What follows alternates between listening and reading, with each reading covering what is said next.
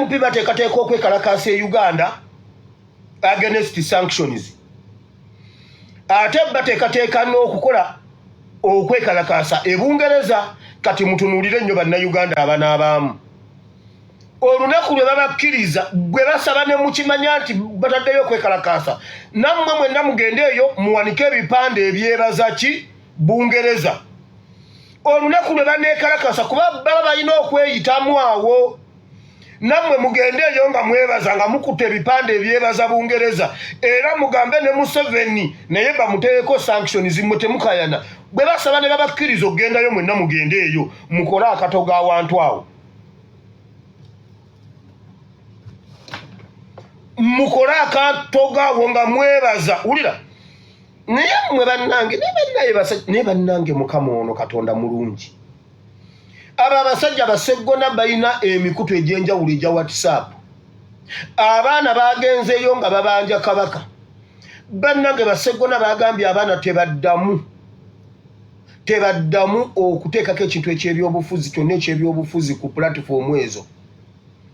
Ne babagamba tebaddamu okubangizaako Kabaka. Tebaddamu okwogera ebigambo ebyo simanyi Buganda. Naye seggona omwo mwotambulira ng'ekibaata ng'obyabyatala. Ebbanga lye mwatukwereza lyaggwako. Mugenda kutuwulira. Nyenze muka politics kano.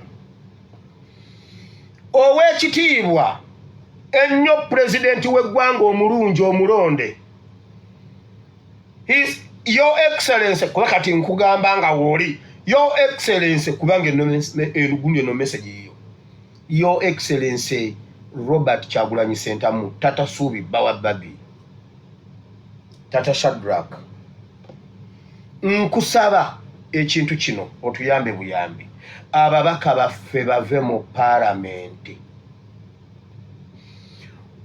Bayibuli egamba Mukama jaswaza abantu. Mukama atuteereddewo engeri y'okuswaza abantu bano njagala tugigende ebuziba mugenda kulaba ensonga. Mulabe eyo. Fe abantu abagala okujjako Museveni. Abagenda okulwanyisa Museveni. Your Excellency n'otambula wansi ne waggulu wagambye oyinza n'okutuula ku mbizzi bw'eba esobola okutuusa e Bulaaya. Wagambye bwe wabaawo emmeeri bagikulagire ku luno oba bodaboda gwe His Excellency senga onsanze nkyali mu boda nsobola okuvuga paka Bungereza. Naye bambi wasanga nvuddemu mu boda. Naye wulira. Ng'omaze okukola omulimu gwo. Ogugwo n'ogukola n'obalabisa. Ntwala omukisa guno okukugamba. Ababaka baffe bonna. Okujjako balinga basatu bana Honorable Ssenyonyi, Honorable Zaake, Honorable baliawo balinga batano. Abalala bonna bali mu mugongo gwa Mongi. Bannange ne tufuna achievement eyo mu parliament mwenna ne mwekweka bantu mmwe abanuupu. Enjogo omukazi oyo gy'abadde abajoga n'agamba shut up. Ayina gwe yagamba gwe wennansana. Gwe nansana gwe. Shut up. Simanyi biki ejjogo lyabaddemu ng'abayisa ne mubanga muli mu mugongo gwa Mongi. Nze senga mbadde mu parliament mbadde ndeeta motion okwejjako bannayuganda ffe twasooka okkuba enduulu nti supiika mubbi ne mugamba tulimba. Tufunye omukisa n'ensi z'ebweru zimutaddeko sanctions. Tukulemberwa tutya supiika. Tuleta motion emujjako if not tetudda mu parliament erimu kivume ekyo. Nalabye Aisha Kabande ebintu bye yayogedde ku nsonga ezo. Naye bw'obigendewa yabadde logiko nnyo kubanga munnabyabufuzi. Naye wallahi ng'omulaba Aisha Kabande awagira supiika. Bonna genda obalabe basirise tebannayongerako statement yonna. Naye mwe mumanya achievement gye twafunye ku sanctions ezo. Parliament jukira bwe twa exhibition yava ku social media mu bannayuganda. N'agaana bidebatingako. bituuka bijja ku sanctions era ne mugaano bisoosowaza tayina kutuulamu eyo ntebe. Bayibuli egamba bweti ebyesittaza tebirirema kujja naye zibasanze abo ababireeta. Kale oba si mubbi asooka aveewo tulabe waatudde. Bannayuganda n'abantu ab'ebweru kiki kye balaba awo waali? Mmwe aba palamenti bwe muba temukiraba muyinza okuba mulemeddwa okukiraba olw'okuba yateekako ebiviiri by'endiga. Kati asooka ave ku biviiri by'endiga abe nga si yabiteekako, asooka aveeko. Mumale okulaba kiki ekiri awo ensi kyeraba mmwe kye mutalaba. Mwenna mwalya. Kati yessaawa His Excellency bannange NUP bannayuganda mwenna ababaka abaffe baveeyo. In fact buli mwana wenna nga muzadde wali mu parliament yessaawa gamba muzadde wave mu parliament no matter ekibiina it doesn't matter. Bw'aba alimu omwoyo gw'eggwanga Uganda nga munnayuganda yessaawa okuzira parliament ppaka nga speaker avuddeko. Twaleeta debate eyo ya supiika okuvaako naye Mpuuga n'akituulamu n'akiremeza nga buli lwe kibanga ekijja nga Mpuuga atuuza press conference nga tusooka tuve ku supiika nga tukuba Mpuuga kubanga ne Mpuuga twali tulina omumukuba. Kuba kati supiika yabadde akutte Bampuuga, Bampuuga bamaze oggwa kati ne supiika ali ku ttaka. Ababaka ba opposition olwaleero nze mbuuza basse mu Uganda babadde batubuulira abatulwaniridde ebbanga lyonna bataata ab'FDC mutulwaniridde emyaka 10 nga temukanya na bukenuzi na bubbi. Bannange omukisa guguno mukyogerako ekyo w'ekitiibwa Nandala Mafaabi Sekuritale General wa FDC ekibiina kyaffe ekiganzi ekitulwaniridde okutujja mu mukono gwa NRM. Muli luddawa? Mulaba bufere. Bannayuganda temukkiriza okubika ku kintu kino supiika alekulire. Ababaka ba parliament olwaleero bapata pulezidenti mwenna ab'ebibiina mubadde mwina abalina ebibiina mu parliament jema muli luddawa? Imam Kasozi muli luddawa? Mmwe abatugamba abagezi ennyo muli luddawa? Nkugambye basalirwa ye yagambye bw'ati era balimba. Balabika balina ekintu ekirala kyogamba tebamanyi ebibadde wano mu covid tebamanyi nayogere omuvuyo gwonna babimanyi naye kati mwongera kuteesa ki mu gavumenti enzibi nga nammwe mugimanyi nti nno nzibi. Jema Imam Kasozi oli luddawa? Lwaki bapata pulezidenti mwenna abalina ababaka mu palamenti temuyitayo ababaka bammwe ne batuula naddala mmwe abeeyita mbu mulwanira bannayuganda? Bannange Mukama agenda tutinkuulira ebintu, Mukama agenda kusiikuula ebintu bannayuganda ate mubadde mweyita bamuzibe mugenda kulaba. His Excellency yayimba mu luzungu n'agamba abannaye mu luzungu mbyerabidde mu luyimba lwa Caroline. Yagamba abalina amaaso yessaawa mulabe betasi. Oba nze nakawulira obubi bannange temuseka nze bwe nakawulira bwentyo.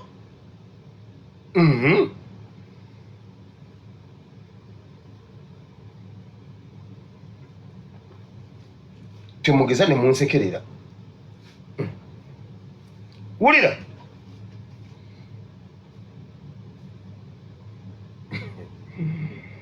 wulira ababaka mazima ddala bannange bannayuganda tukyalina palamenti mukakasa.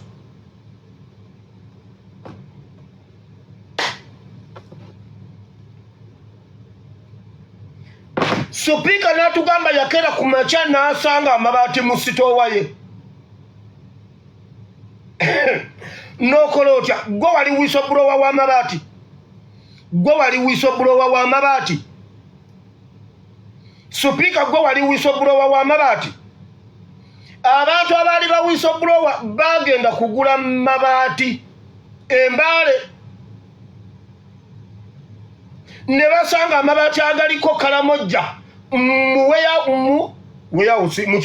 muwadi weya ya muganda wa Gidutu be baali ba whistleblower gwe sabo yagambye yagenda ozukka ng'amabaati gali mu sitoowa n'agazaayo gwe wali whistleblower wagafuna ddi wagazaayo ddi mulowooza tuli basiru wagafuna ddi wagazaayo ddi gwe wali whistleblower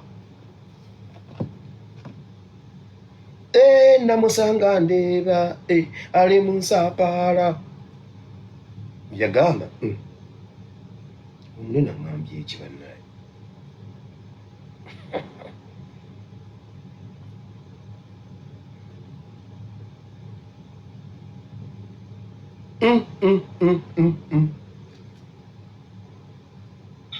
Speaker of Parliament Anita Among agamba nti enfumbo emuteereddwako eggwanga lya Bungereza yeesigamye ku byabufuzi olw'okuba Parliament yeeteeka ku misiyaga kati yeetisse omugugu gwa bannayuganda bonna. Ono agamba nti kino tekimwekudde ttama nti kubanga Bungereza yakabeerayo omuntu gumu era talinayo kintu kyonna kyalina mu ggwanga eryo ng'ebekapa.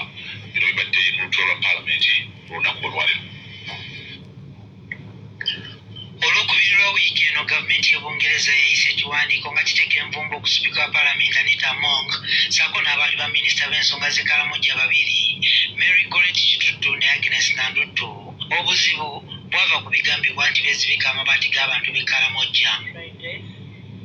Kyokka okuva olwo Among abadde tannavaayo kwogera ku nsonga eno.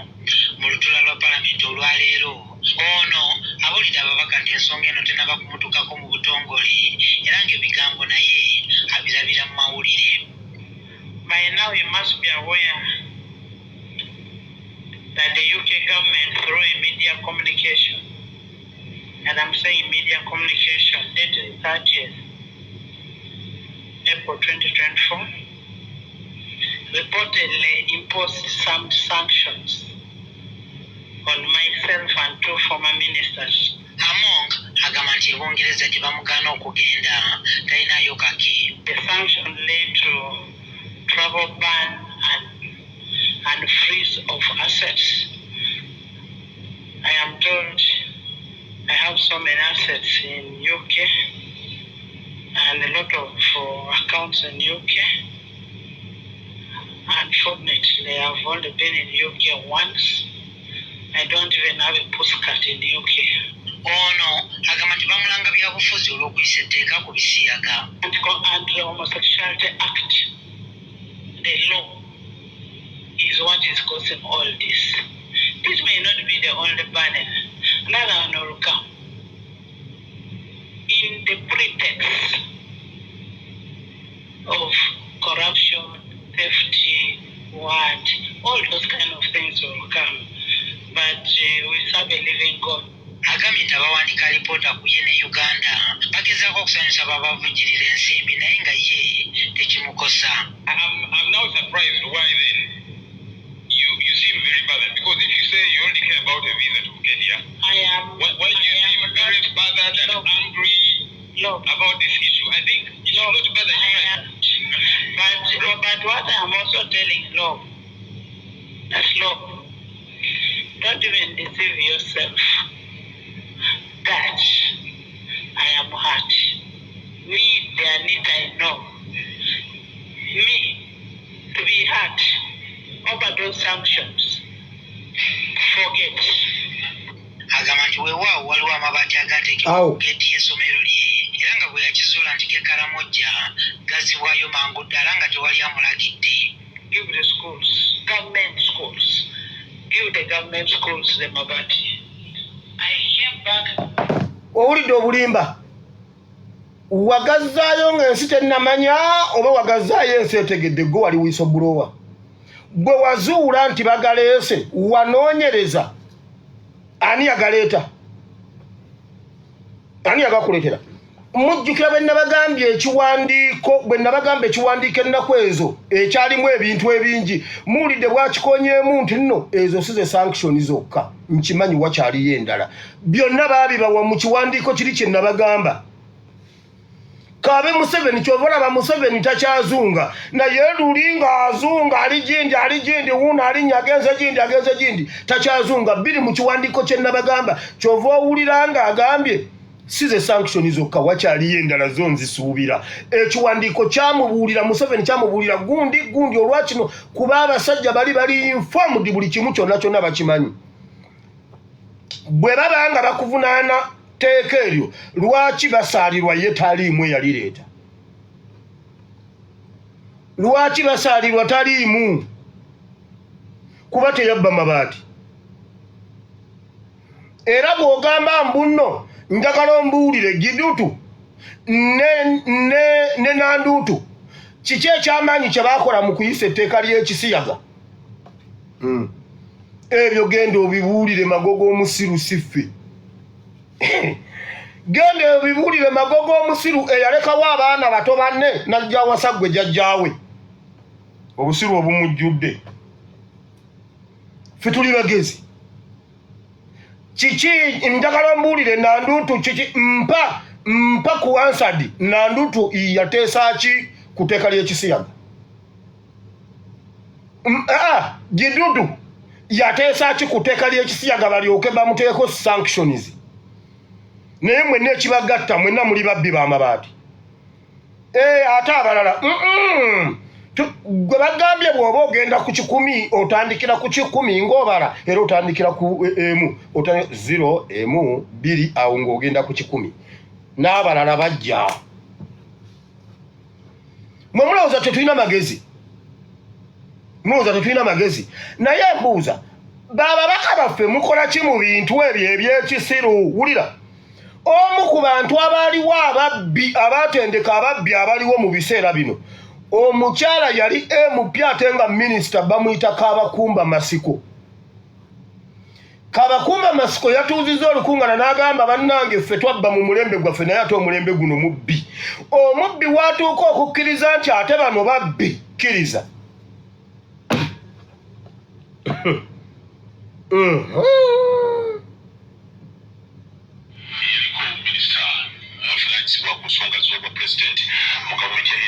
Kabakumba Masiko akolokose pulezidenti olukulembererwa okulwanyisa obulenguzzi Masiko agamba nti pulezidenti Museveni yakifuula luyimba okugamba nti tayinza kwesembereza buyake na buli bwanguzi ng'ate okusinziira ku Masiko obuyake n'obuli bwenguzi bumbambidde n'egyasula mu State House okwogera bino Masiko abadde mu lukiiko olwabaaliko ababaka ba paalamenti lwabadde bakuŋŋaanya ebirowoozo ku ngeri gye bayinza okuyambamu mu kuzimba eggwanga olubadde mu hoteri ya Imperial wano mu Kampala.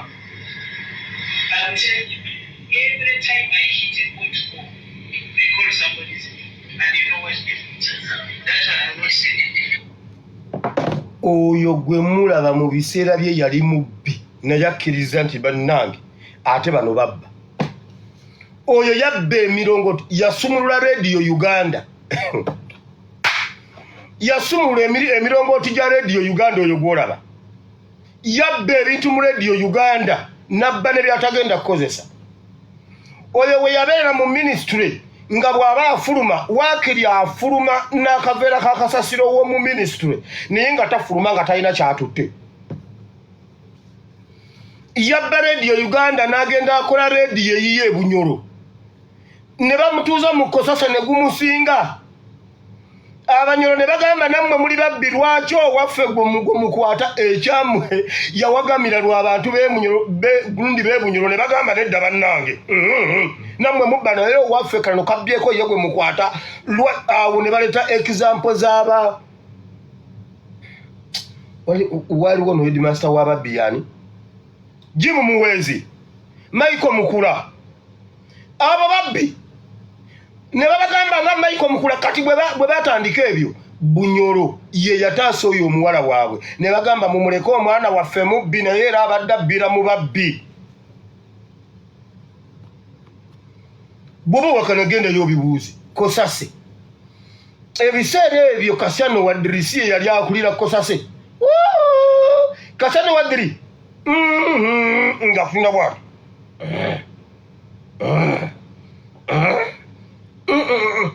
ayina engeri gyayakanulanga eriiso mu biseera bya Kasyano Wadri temwamulabako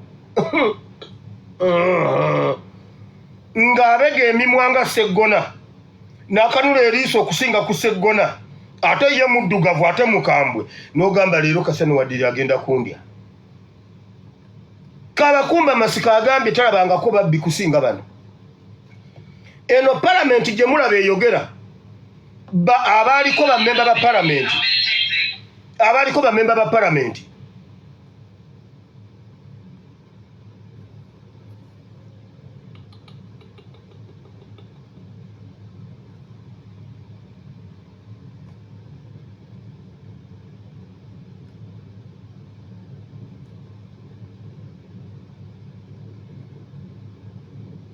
TikTok.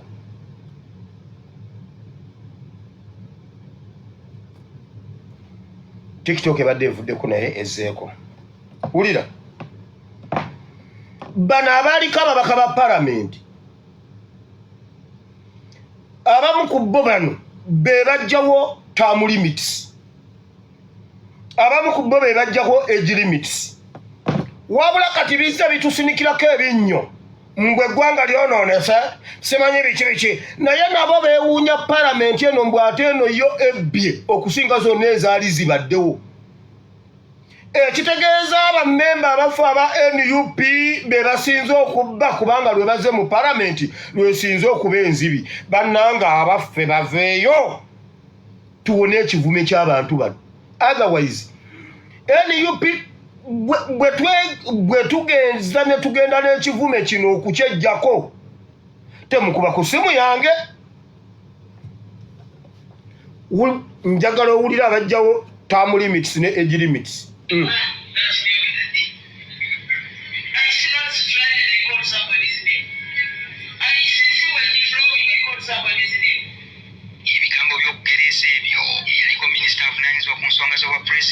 Oyo mubbi oyo oyo yogedde mu ngeri yakuvumirira busosoze mu mawanga wano abadde ayogera ku buli bwanguzi ebigambo bitatidde kubyolekeza pulezidenti Museveni butereevu ng'amunenya okusuubiza empewo ku by'okulwanyisa enguzi.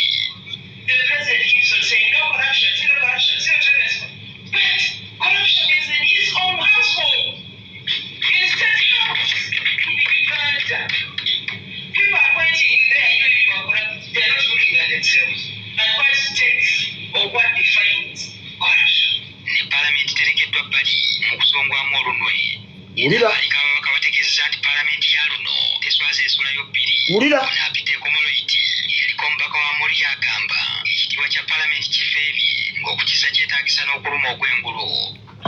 Nedda ababaka abaffe baveeyo. Ababaka abaffe baveeyo mu palamenti. Ne Uganda mbawadde ennamba zange naye nenkizula nti temuzikozesezza. Mumanyi engeri gye ndisikinza obulamu bwange okubawa ennamba z'abantu abakulu mu ggwanga. Okugaba ennamba z'abakulembeze abafuga eggwanga Uganda. Okimanyi NUP be bakulembera Uganda. Mumanyi gwe kye nateekinza okulisikinga okugaba ezo ennamba lwa bulumi bwa ggwanga Uganda. Mubakubira amasimu mubabuulire ensonga zammwe mu bulungi wakiri mukubira okaabe. Otema omulanga temuziteka mu masimu kusirika nazo. Uwulira bwe bagambye mbwe eno palamenti yesinga okuba embi kitegeeza ekivume bakiteeka ku Nuupu kubanga guno gwe mulundi Nuupu lwesoose okubeera mu palamenti lwesinze okuvunda. Awo we batutwala kye bategeeza ezo embizi zonna ezabadde zikuŋŋaanyawo zonna zezajjawo term limits ezo z'olaba ezo Kabakumba Masiko. Nabba nkugambye Kabakumba Masiko ng'akyali mu gavumenti nga wakiri afuluma n'akaveera ka kasasiro.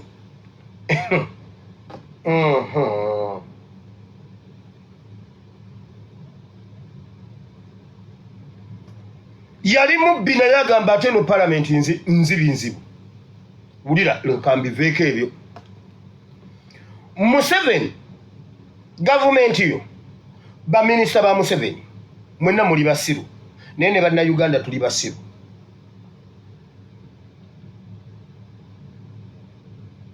Njagala olaba abantu abakiikiridde gano laba amawulire g'eggulu bino bino bisangamu kubanga bwe naabukuba bonna ne mbumalayo obudde butuggwako. Njagala mulabe bannayuganda abaatukiikiridde mu Busiru. Museveni ne gavumenti ye baakiikiriddwa Minisita Mayanja. Era nga bulijjo omutwe gwonna gujjudde mu Busiru mwe baneegamba buwulire. Abantu tunyumirwa Zunguli naye Zunguli w'eggulo yanyumye.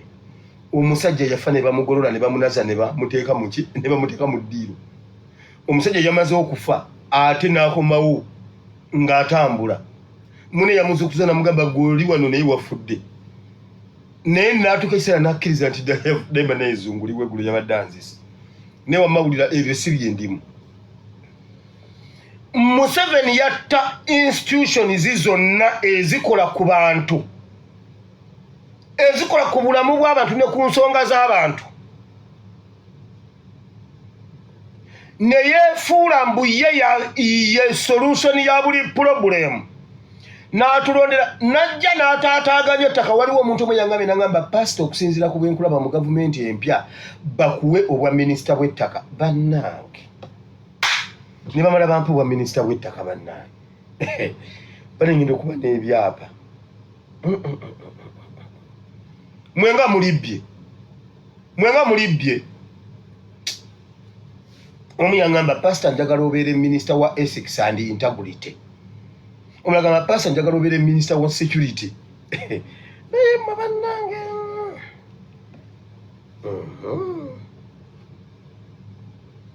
njagala olaba obusiru obuli wano dakiika 5.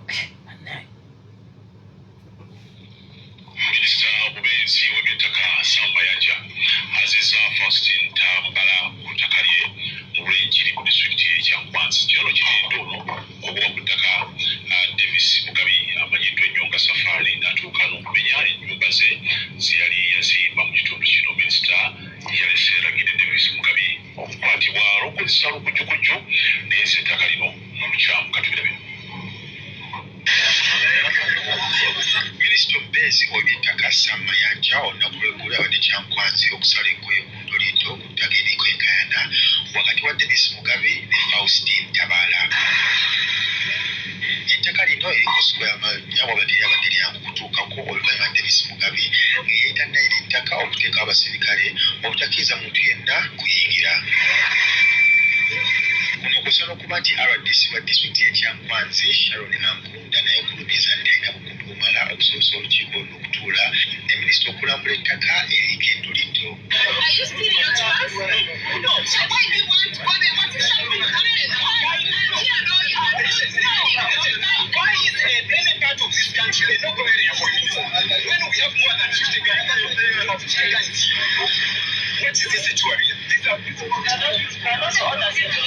Wabula oluvannyuma ab'ebyokwerinda basobodde okukkiriza nti obukuumi obuli obumala era ne bagenda ku ttaka lino.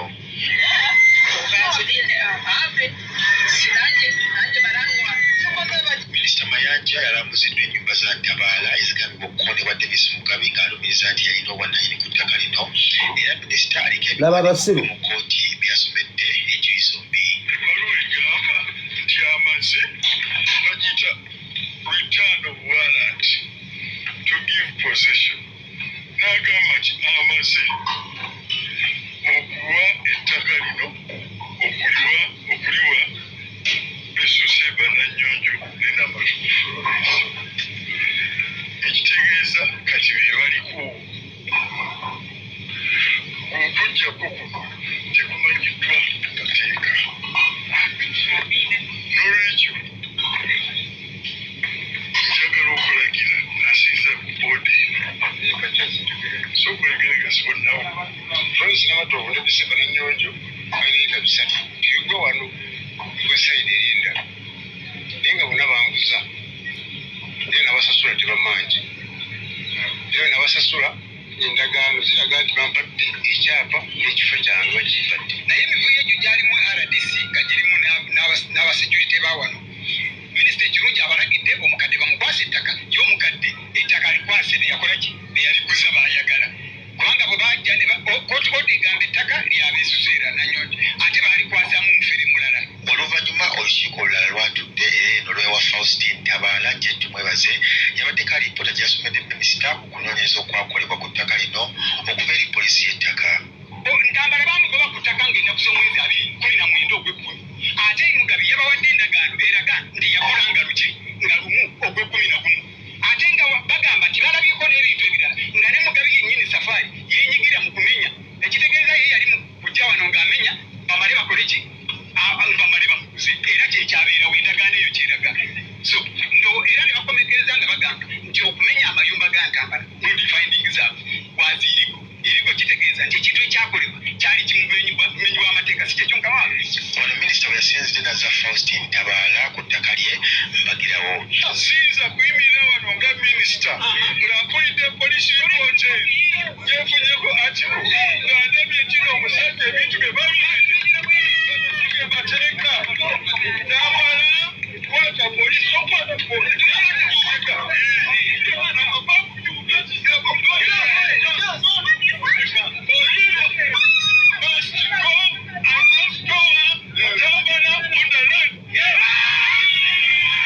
yanasaba ne poliisi okukwata Davis Mugabi ngono okubalumiriza okumenya ennyumba za Ntabaala.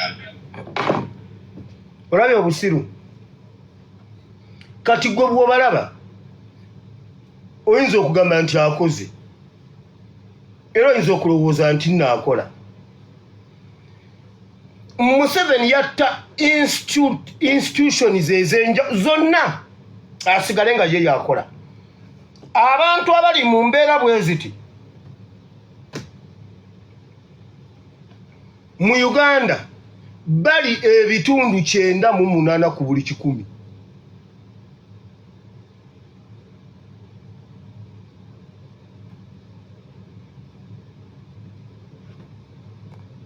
TikTok bali ebitundu nga 98 ku buli 100. Abantu babiri bokka be bali ku ttaka nga tekuliiko mitawaana.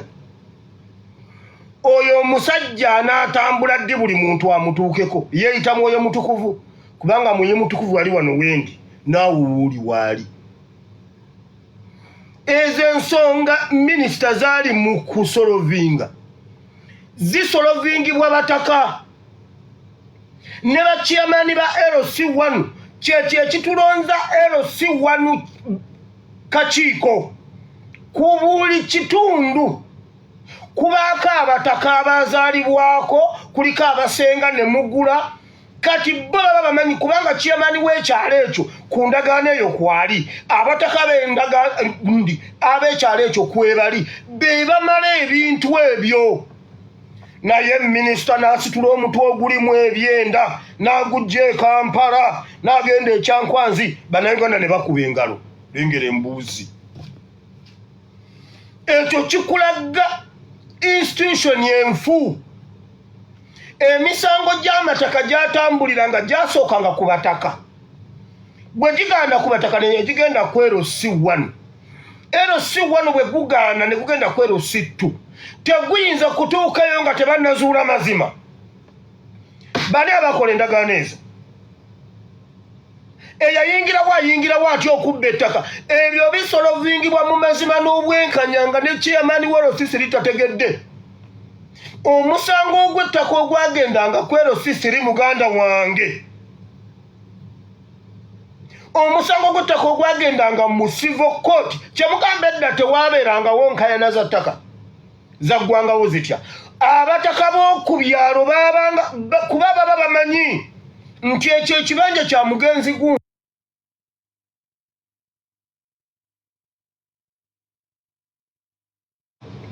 RDC nga girimu n'abasecurity bawano minisita ekirungi abalagidde omukadde bamukwasa ettaka. Ezo ensonga ezigenda maaso mu ggwanga za kibba ttaka. Bannayuganda babbibwako ettaka lyabwe mu lukujjukujju. Abalibba si tebava walala wabula be bali mu gavumenti. Bannayuganda be bandisuubidde nti ate be basobola okubalwanirira okununula ettaka lyabwe. Kyannaku ate be babbi b'ettaka. Nti munnayuganda gy'onoddukira okkuba enduulu bakuyambe ku babbi b'ettaka. Ate bw'ogenda okusangayo bennyini abakubba nga gwe bolowooza nti be balina okuyamba. Bano bennyini bavaayo mu ngeri y'okubeera nti bazze okusolovinga ensonga z'ekibba ttaka mu ggwanga Uganda. Naye ate nga bennyini be babbi n'akulaga nti abantu bonna abagobeddwa ku ttaka eryo ngenda kubakkiriza badde ku ttaka lyabwe. Naye nga bwagenda kubakkiriza badde ku ttaka lyabwe, mu Uganda kitundu ki ekitaliimu kibba ttaka? Buli kitundu kya ggwanga Uganda w'otuuka ky'emiranga egiriyo gya kubabbako ttaka lyabwe. Ababbi b'ettaka babeera n'emmundu. Ne weebuuza nti abagobetta abantu ku mataka gaabwe tulowooze nti bonna baba bannamagye? Lwaki babeera n'emmundu? Ye emmundu ezo ani azibawa? Bazijja wa? Kitegeeza ki nti abantu ababawa emmundu ezo be babasindiikiriza mugende mu bagobe ku ttaka, ate banaabakola ki? Bwe bajja mu kamera ne basuubiza bannayuganda nti tugenda bazza ku ttaka lyammwe. Bwe bava mu kamera bannayuganda ne babakabya akayirigombe. Bannayuganda bangi tebakyalinako we babeera ng'ettaka lyabwe lyabatwalibwako. Olwaleero be bw'osanga basula ku sitwiti, si lwakuba nti baali baagala nnyo, si lwakuba nti si bakozi, wabula lwakubeera nti baabulwako we babeera, nga n'ebifo byabwe mwe babeeranga bakulu ababitwala kakati balundiramu nte. Balabira ddala nti ente za makulu nnyo okusinga munnayuganda wa wano abonaabona. Mu Uganda bali ebitundu 98 ku buli 100.